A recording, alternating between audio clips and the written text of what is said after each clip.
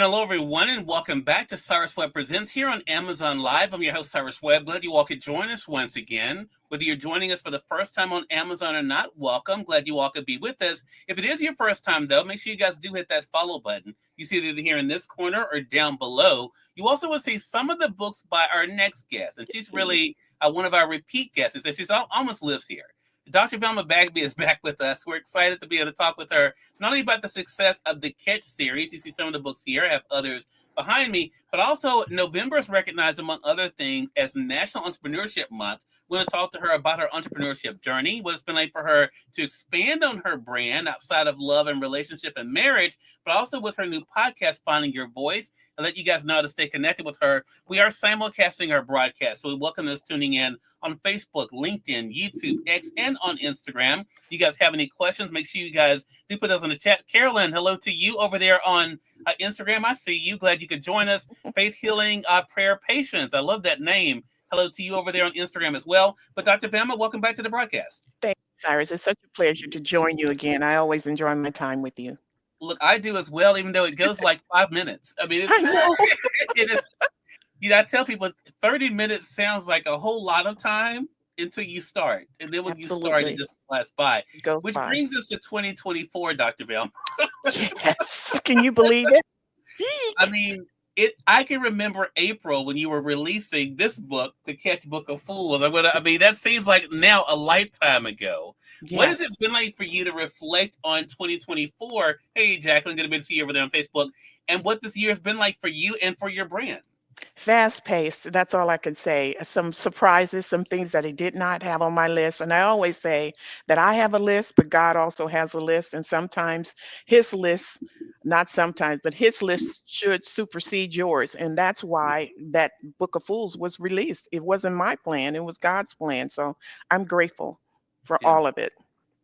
And a lot of this is really interesting. I should also mention, I didn't say it in my description. She has so many hyphens behind her name, but she's also the co-host of the Words I Choose to Live By here on Amazon Live. If you guys have not watched us, we are every Monday here on Amazon. It's myself, Dr. Velma, Melissa Banks, Tina Siemens, and she dropped something yesterday, almost in passing, as she was talking on our broadcast, and that was that she's only been an author, a published author of books for 6 years. Now, you see two books here, but there's a lot more. There's the Catch Book of Fools. You see there. There is the Wrong Catch. You see there. But on the Amazon side, you will see some of the other books by her as well. My 70s Love Story. I'm going to highlight it for you guys over there on the Amazon side. Also, Your Adam is Sleeping. You can see it there too. And she's been a part of anthologies too. So, Dr. Velma, talk to us about these 6 years. What has it been like for you in writing fiction and nonfiction to see the audiences you've been able to reach? Well, it's been amazing. Again, as I began this journey, I've written most of my life in corporate, working 38 years. That was my job. I was designing and developing programs and systems all the time. And then prior to that, working in my church home and growing up in a church family and always being involved in something. I was writing skits and plays and all sorts of things. But it wasn't until after I retired that I had my conversations, kind of deep conversations with my adult daughters about men. And they asked so many questions, and I decided I didn't want to just offer them kind of the same old scriptures that they tend to talk about. I wanted to dig deeper, and that's when I discovered some things, even for myself, that in those conversations we had. And so, based on that, they started telling their friends, and friends wanted to know more. And so, they were the ones that suggested, Mom, you really should write a book. So, I was 65 at the time. I thought I was hanging up my writing hat and riding into the sunset of retirement, but God said no. Well, I want to pull back up what Jacqueline says, part of my Mount Rushmore of authors for sure. And you've been able to inspire so many people. I know Jacqueline is one of them, motivate them, but also I think to guide them. How does that Yes. feel to know, Dr. Bamba, that your words are not only in some ways entertaining, like in, Mhm. your books, but also informative for the reader?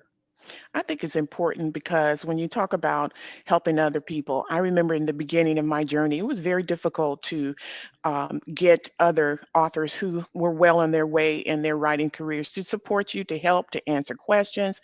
I saw that and I experienced that, and I said that is not what I want to do. So as God blessed me, I didn't want to be like the nine lepers and only one turned back to say thank you. I wanted to always be that person who turned back to say thank you. And in my gratitude, I'm helping somebody else in that moment too. So I didn't want to be what I didn't want other people to experience what I experienced in the beginning.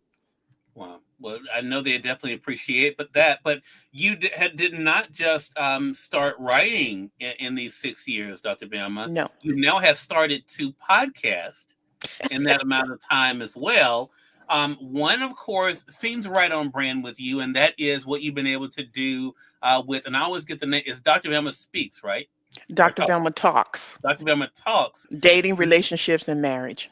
There you go. And then you have the newest one, Finding Your Voice. We're going to talk more about that. Let's start out with Dr. Velma Talks. Hmm. So with that podcast, as I mentioned, that is very on brand for what you've been able to do, but it's you as a solo talent. What was it that sparked the idea for that podcast? It really was how I started. Before I began writing, I started testing based on what my daughters were saying and seeing whether or not there really was an audience who wanted to hear the things I had to say. Because Mm, a lot of what we received and training and preparation we received back in my time is no longer being taught or offered or shared. And that's why my daughters and I had such a deep conversation at the time. We had a lot of the training and preparation for marriage and running a household and finances and all of that in high school. They don't offer that anymore. So a lot of the things that you need to know and need to have under your belt in order to walk into a marriage relationship, you need to have some of those things. And so much of that wisdom has gotten lost. And that's one of the reasons I wanted to bring it back as I began to see an audience that really wanted to have it and receive it. I do remember, Cyrus, one experience I decided to test out during a speaking engagement. And I started, even though I started writing some of what I thought I needed to cover in the book, I started speaking on one of the topics at that event. And I watched all the young adults, not all, but the majority of them run towards the front of the church, place their phones on the very first pew and seats to make sure they were recording what I said. And when I saw that, I knew there was an audience for what I had to say. yeah. Was it surprising for you? I know we've discussed it before, Dr. Bama. Was it surprising you the age of those who were interested? Yeah, it did, because they were in the 20s. Mhm.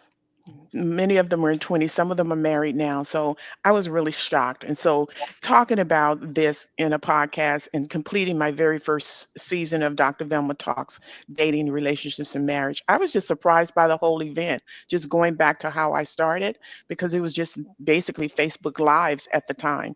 But Mhm. being able to own it and run it myself and decide where I wanted to go once I recorded. There's a good feeling involved in that. So I'm glad I was able to do that. And I always get excited when I see how many downloads I got from Mhm. the Amazon side, the music, all of that. And so just being able to learn how to do that was really beneficial to me. And so I'm very fortunate that I got that training from my publicist.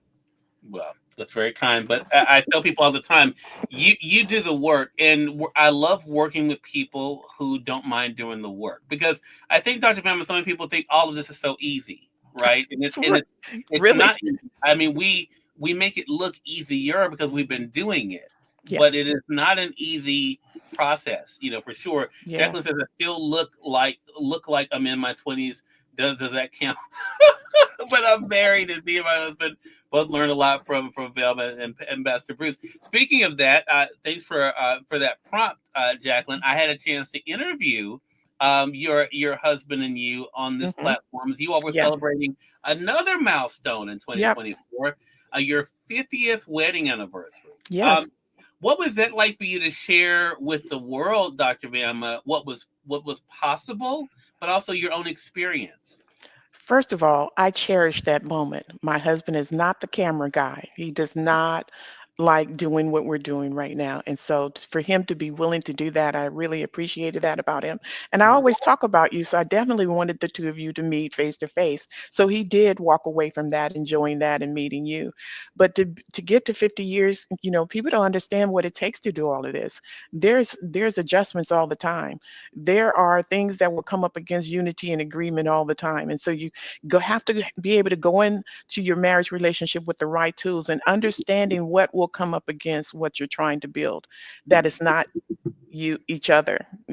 And then to watch so many people give up on their marriage too soon when they hit the rough patch, that was kind of heartbreaking for me to see and witness over and over. So it's important for us to learn how to ride out some of those storms that will come. It's just normal and natural, just like you talked about in what we do. People look at Yeah. it and think, oh, that's so easy.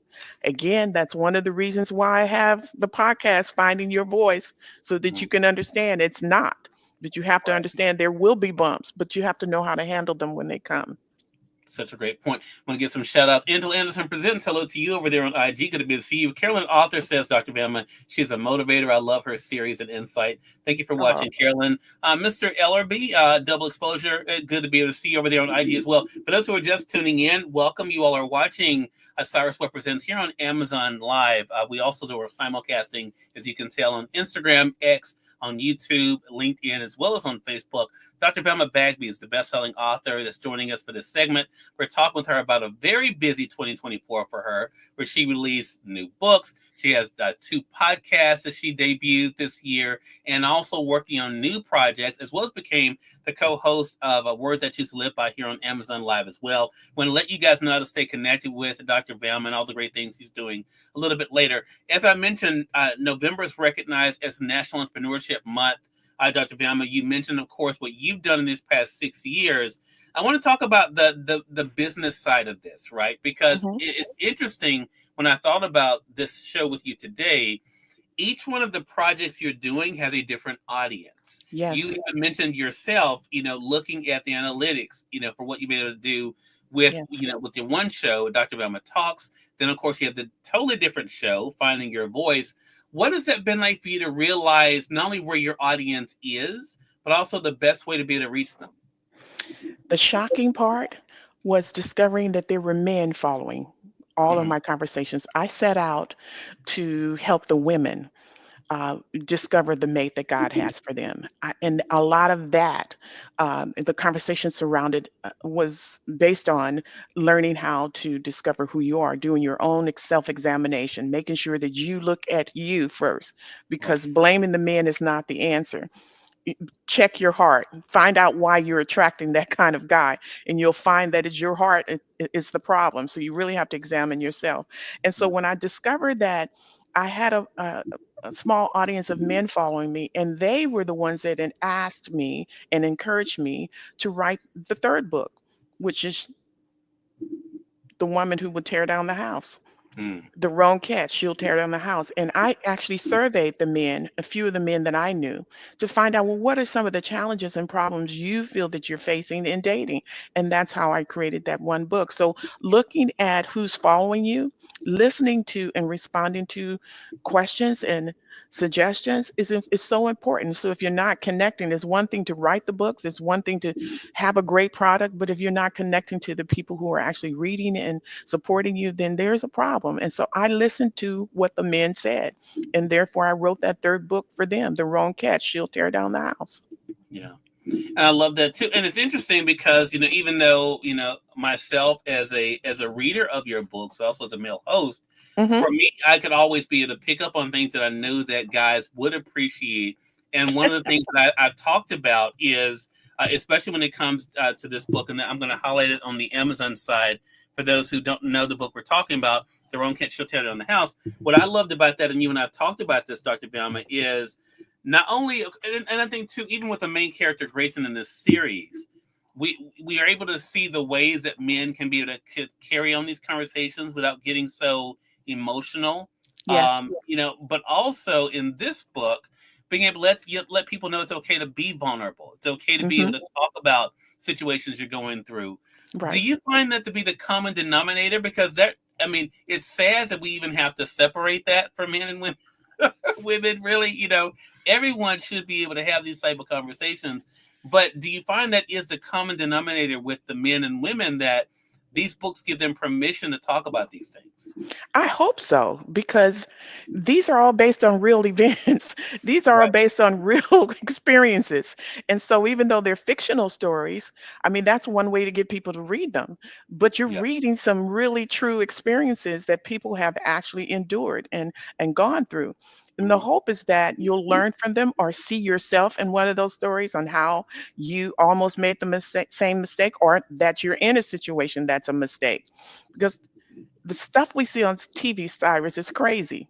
90 Mhm. Day Fiance, and I talk about dating a fool, ignoring the signs, Right. ignoring the red flags that you see very clearly, marrying a stranger. You date a stranger and then you turn around and marry a stranger, and then you're shocked about what you discover about that person that's now in your house. It's Right. just some crazy things out here. So what we see on TV is not real.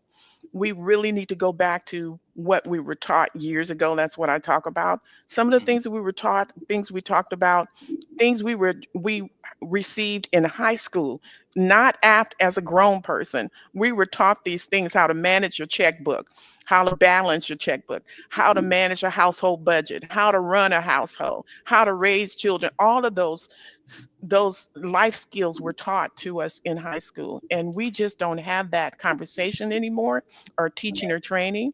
And then we always had an auntie, a senior aunt, a senior parent, or senior grandparent, someone, our uncle or aunt, you can go to for some wisdom, and that also is missing. And so we just have to find a way to get that kind of information back out there.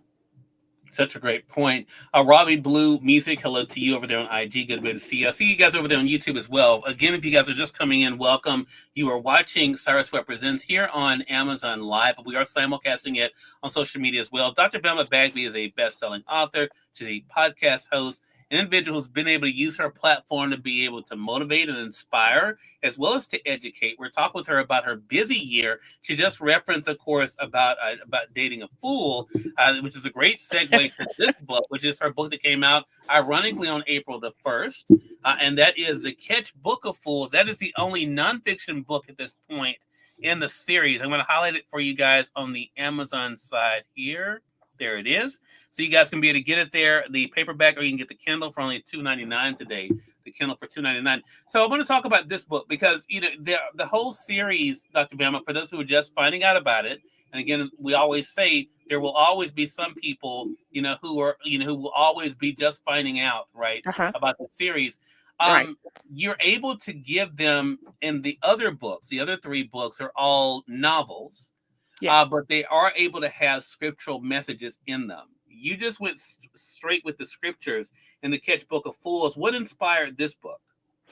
Well, in the beginning, I do know that I wrestled with the idea of fiction versus nonfiction. In the Christian community, there are still a pocket of Christians that don't warm up to fictional stories. And yet, Jesus told over 50 of them. So we got fictional stories in the scripture. I don't know why they chose not to warm up to fiction, but I found that fic- fictional stories, people can very easily, just like the parables, Mhm. that were designed for people to see themselves in the problem in the story, and then see how they can get out of the problem or change the problem in the story. That was the whole idea of the parables.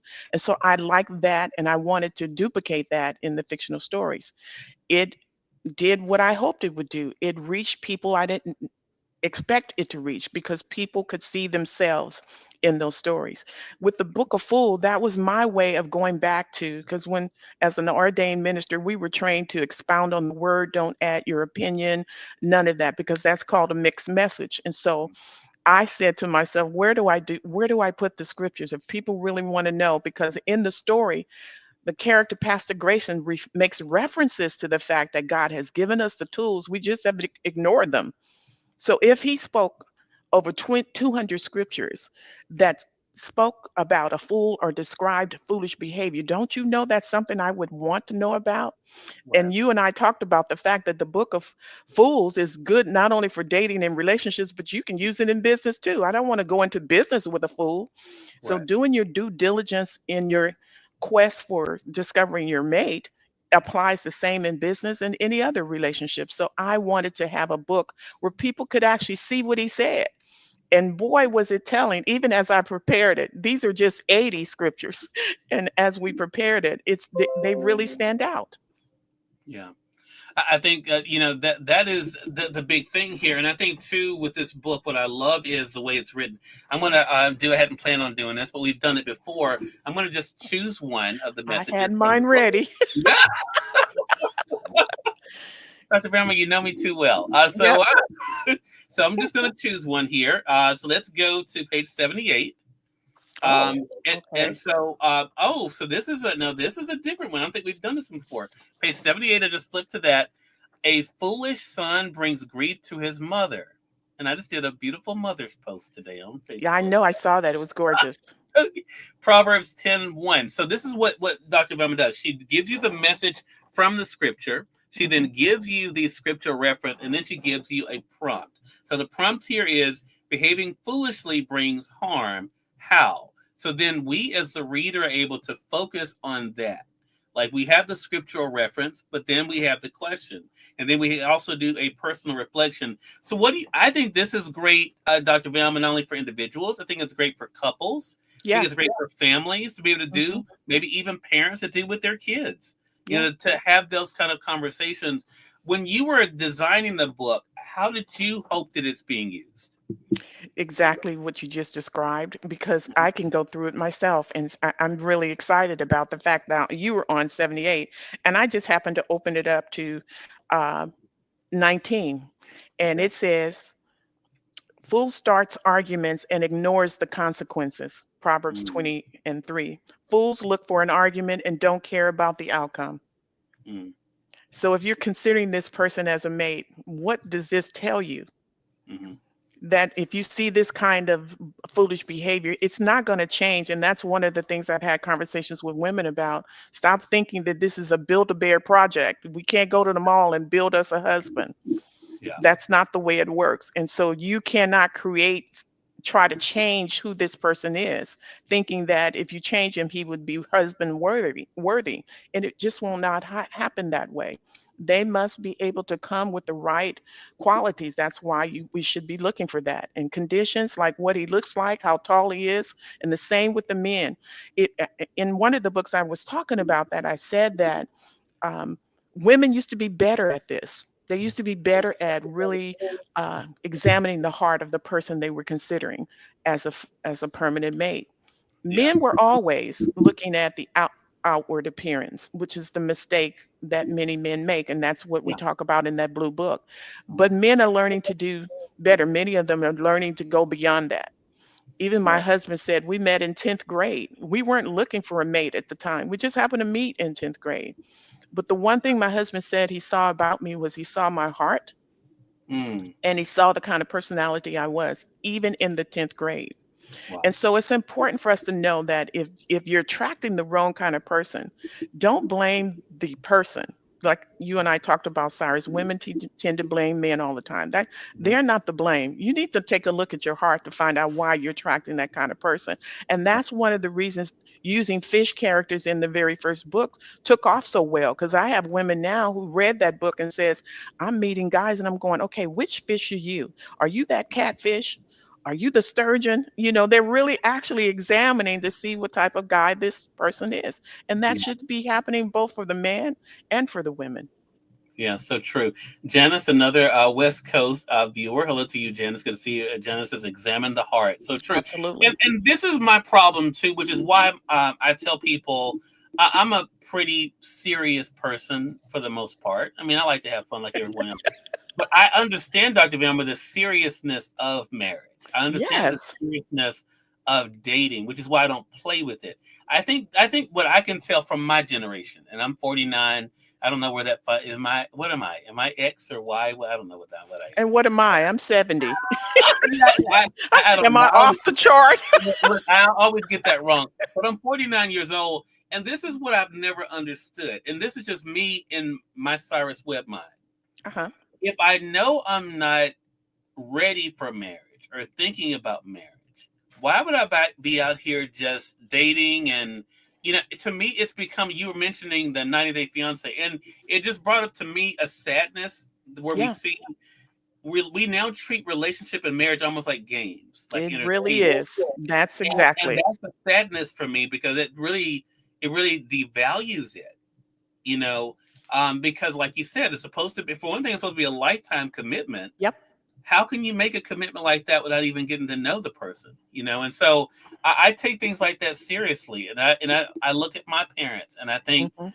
that there's you have to have that respect. You have to have the communication has to be there. You talk about that in your series, but that love, for one thing, the love of God and for his arrangement, because it is his arrangement, but also that love for each other too, so that you want to be able to treat that person like you want to be treated as well. For yourself, Dr. Velma, I hate to put you on the spot, but I do want to ask you. No, it's okay. We only have 4 minutes left, but I'm gonna I'm gonna ask you this question. If you looked at 2024, what was the biggest highlight for you? There were two things. Okay. There was the first year of my podcast, Dr. Velma Mhm. Talks. I was so excited to get back to going live and really having conversations with people and letting them know, going into more detail about the books and the topics that I address. That was exciting. Mhm. And the most shocking for me was the release of the Book of Fools. I had 2 Mm. weeks when I was given that prompt where I felt like God wanted me to release that. Why don't release something that people can refer to just in case somebody may be saying, well, they talk about it in the book. Is just the scriptures really say this kind of stuff? Because I didn't come up with the term fool. Yeah. God did. So the definition of a fool, if you meet that definition, it's God's definition. Mhm. Foolish behavior. I didn't come up with that. And so that was the most surprising. And it took me 2 weeks because April 1st was fast approaching. I had to get it ready and get it done. And that was shocking for me, but it happened. Gotcha. Well, it's been another great year for you. I should let our audience know Dr. Velma has some other great things on her website. We're about to give that out. But I want to say, too, if you guys are Oh, not. I Oh, forgot one more thing. yeah, go ahead. I'm a co-host on Words I Choose to Live By every Monday. You must tune in. Look, that's what I'm saying. You've had a lot going on this year, Dr. Yes, Velma, yes. so I look. It's totally understandable that something would be forgotten. No, I can't forget that one. I really enjoyed that every Monday. And we are glad to have you for sure. It's been great to have you as a client and a Yeah. friend, and to be able to see all the great things that you're doing. She's already gearing up for season 2 of Finding Your Voice, and she has a lot of other great. I don't know what that move was. That looks like a dance move, Cyrus. And look, and she has a lot of other great things coming up. So, Dr. Velma, let them know how to stay connected with you. I'm on all the social media platforms as Dr. Velma Bagby, but the easiest way is just to go to my website, drvelmabagby.com. And as I mentioned, she has a lot of great things on there too, some surprises as well. So make sure you guys do head over to her website. Dr. Velma, always a pleasure. I told you the time just flies by. I know, Cyrus, It's always. always a We have great fun. time. Yeah, but looking forward to our next chat together. Thank you. You have a great rest of your day. Thanks to you as well. And we thank your audience for tuning in to another great segment of Cyrus Webb Presents. Until next time, you all make it a great one. We'll talk to you soon. Take care.